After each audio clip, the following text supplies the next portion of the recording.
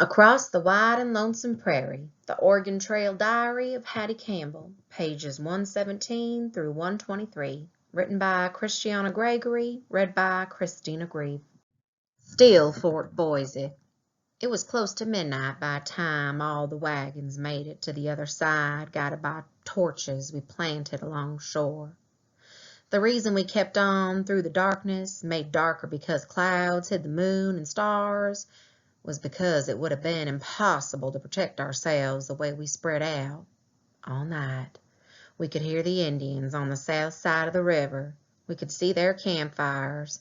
Pa said maybe they were just trying to scare us, move us on, and wouldn't have done any harm. Mr. Big invited the Anderson family to share his wagon and to help him drive. He is so heartbroken he barely speaks. I am furious with God. Why did someone as generous and loving and honest as Mrs. Biggs have to die while Mrs. Kanker gets to live? The reason I know she lives is because the morning after we made the 3-island crossing, we saw her way on the other side, trying to coax her oxen in. There were whispers about just leaving her to fend for herself. Finally, Tall Joe and Mr. Lewis swam their horses over and brought her back. She kept her eyes straight ahead and would not look at us. I am too crushed over Mrs. Big to hate Mrs. Kanka anymore. I don't know why. Afternoon. Well, to report happier news, my little niece, Riva, is healthy and about the most beautiful child I've ever set eyes on.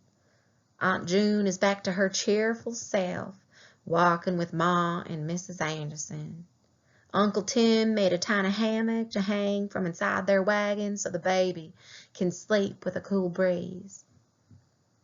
It bothers me that no one talks about poor Mrs. Big. Every time I remember her thrashing in the river, my heart races with panic. If only I could have saved her. I reckon the reason no one talks about her or the other terrible things that happen is there's just not a thing in the world we can do about them. I asked Wade his opinion on the matter, so he told me a joke. He said, "How does an ant eat a buffalo?" I don't know. One bite at a time, Hattie. In other words, we are going to Oregon one step at a time, slowly, looking forward all the way. We must put the past behind us. As we approached Fort Boise, we found ourselves in a green valley, a welcoming sight after 300 miles of black rock and desert. Woods and streams and cooler air. I tasted my first salmon, traded to us by Indians who came into camp. They were real friendly and smiled easy. For once I was relaxed. It really is true, I've decided. They're as different among themselves as white folks are. I'm going to stop being afraid of them. And just like that. Rabbits are everywhere. So many that they're easy to hunt. We're now drying their meat like we did buffalo and ox. Leaving Fort Boise, the Snake River turns northeast, and since we must head northwest, folks call this the farewell bend. Tall Joe says 3 days from here we'll climb Flagstaff Hill. If our poor old wagons make it to the top, we'll be able to see the Blue Mountains. The Blue Mountains of Oregon. Oregon. Later, the day after farewell band, Peppa's 2 mules died. When Gideon went looking for them in the morning, he found them laying on their sides in the grass. The sad part is, there's not one spare animal left that has the strength to pull their wagon, little as it is, the rest of the way to Oregon. Peppa and I looked inside one last time at their small collection of wedding gifts. She slipped a mirror and a brush into her pocket, and Gideon rolled their quilt up to carry over his shoulder.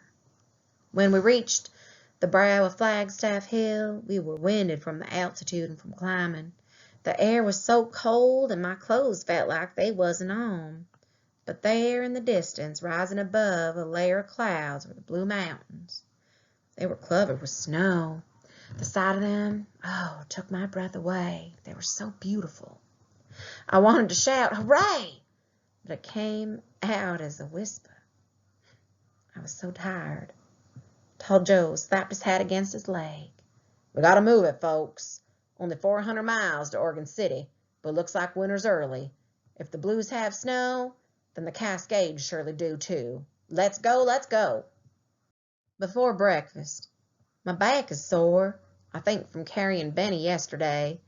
Sometimes his little legs get so tired he cries for me to pick him up. Blue Mountains. I ain't been writing like I did when the days were hot and lazy. Guess I'm tired. Guess everyone is. There been no dances either. We've been in the wilderness 6 months, but it feels like forever. Crossing the Blues was hard on the animals. 16 dropped in one day.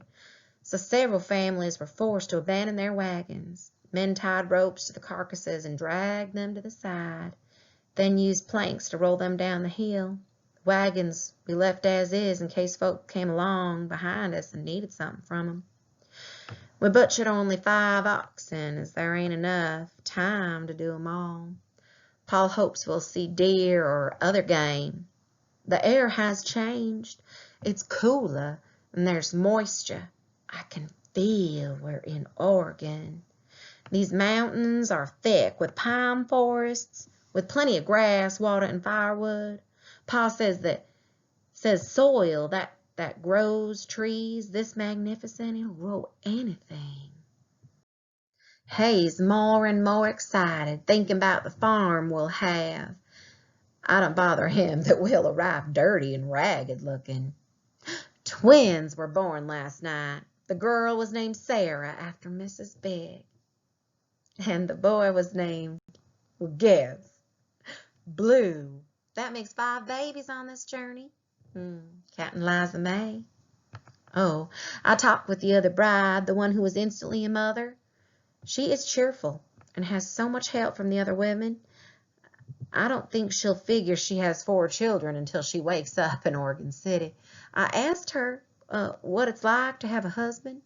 She blushed so red I thought she'd faint.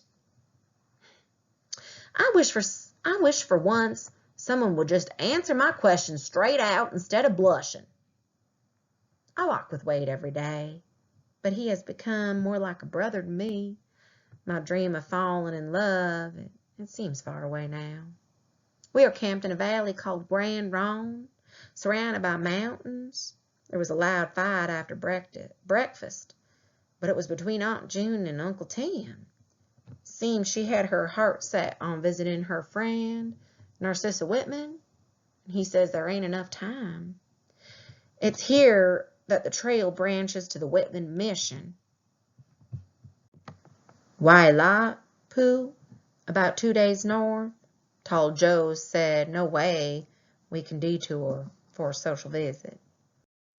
Winter's coming, and it's coming quick, he said, agreeing with Uncle Tim.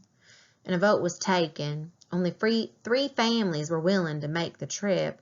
It's too risky with snow on our heels and the Cascades to cross. Plus our animals, they are so exhausted, we may all end up walking. Tall Joe took a stick to draw in the dirt. Looky here. Once you get to the Whitman Mission, I've been there. I know the only way to Oregon City is to raft down the Columbia River. The Columbia, ma'am. Do you know how many boats have sunk in them rapids? It's rough and more dangerous than the Snake. And with all these new little babies, no, sir, I ain't taking a chance. He stood up and said to Uncle Tim, now here's another idea if you don't mind spending the whole winter at Whitman's. You can come back this way next spring, then follow our trail into Oregon City. That way you can avoid the Columbia. Take you a month, maybe. So we took another vote. Funny enough, it was Aunt June who decided we should all stick together. Narcissa will understand, she said, holding her baby against her shoulder.